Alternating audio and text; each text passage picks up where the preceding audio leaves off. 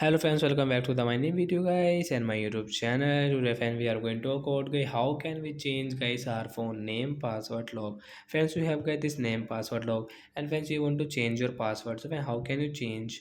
Today I will show you in this video guys. So before starting video friends, first of all go and subscribe the channel guys. Click the bell icon and like the video. So first of all guys open your phone setting to change guys your name password lock. After on phone setting guys scroll it.